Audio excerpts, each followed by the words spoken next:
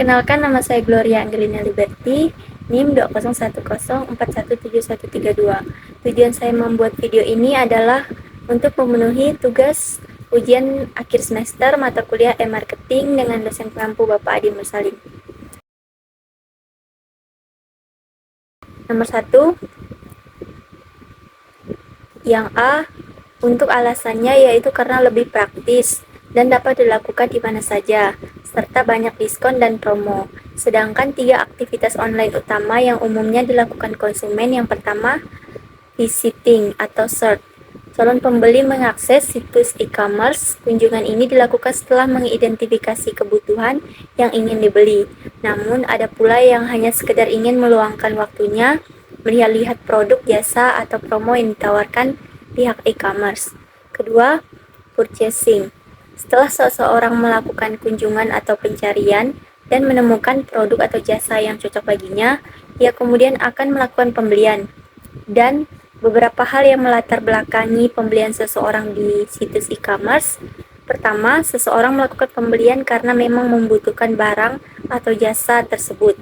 Kedua, seseorang melakukan pembelian karena tertarik dengan promo yang ditawarkan penyedia layanan e-commerce. Ketiga, yaitu multi-channel shopping, adalah fitur yang disediakan oleh situs e-commerce dalam bentuk penyediaan berbagai macam jalur atau cara pembelian bagi konsumennya. Hal ini bertujuan untuk memaksimalkan nilai belanja konsumen. Konsumen yang akan membeli bisa membeli produk dengan cara yang disenanginya. Yang B, pertama, mengembangkan strategi pemasaran yang tepat. Hal ini memungkinkan pemasar untuk mengembangkan strategi pemasaran yang lebih tepat dan relevan, sehingga mampu menarik perhatian dan mempengaruhi keputusan pembelian konsumen. Kedua, personalisasi dan pengalaman pelanggan yang lebih baik. Data dan wawasan tentang preferensi dan kebutuhan pelanggan memungkinkan pemasar untuk menyusun pesan atau tawaran yang disesuaikan dengan individu masing-masing, meningkatkan kemungkinan konversi, dan mempertahankan pelanggan. Ketiga, segmentasi pasar. Keempat, mempertahankan loyalitas konsumen. Kelima, memprediksi tren pasar. Dan yang terakhir, meningkatkan nilai daya saing dengan kompetitor. Kontribusi internet terhadap strategi pemasaran. Pertama, wawasan tentang preferensi pelanggan. Kedua, informasi tentang ukuran segmen potensial. Ketiga, penyebaran informasi yang mudah. Keempat, membangun persepsi image perusahaan yang menggunakan e-marketing. Kemudian, meningkatkan pelayanan. Relevansinya terhadap pemasaran adalah sebagai jembatan untuk mempermudah dari e-marketing atau pemasaran yang sebelumnya masih dilakukan secara tradisional dan mulai beralih ke marketing yang lebih modern. E-marketing sebenarnya merupakan bagian dari e-commerce yang mencakup seluruh proses bisnis yang dilakukan secara elektronik. Sementara e-bisnis mencakup semua aktivitas bisnis yang dilakukan melalui teknologi informasi dan komunikasi, termasuk e-commerce dan e-marketing. Dengan demikian, e-marketing menjadi bagian penting dari e-commerce dan e-bisnis sebagai upaya perusahaan untuk mencapai tujuan bisnis mereka melalui teknologi digital. Menerapkan Instagram marketing dan TikTok marketing.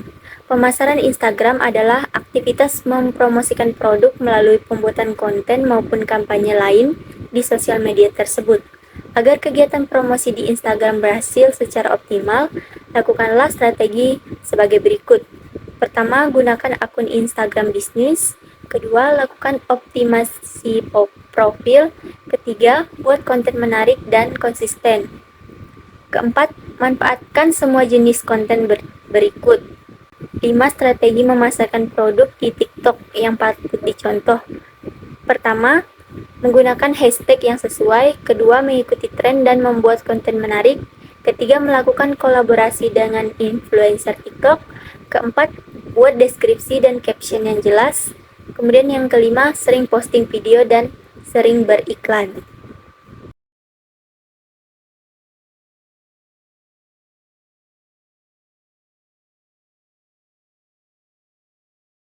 Video pertama, Video pertama yang membahas dengan judul Paid Advertising versus Organic Advertising.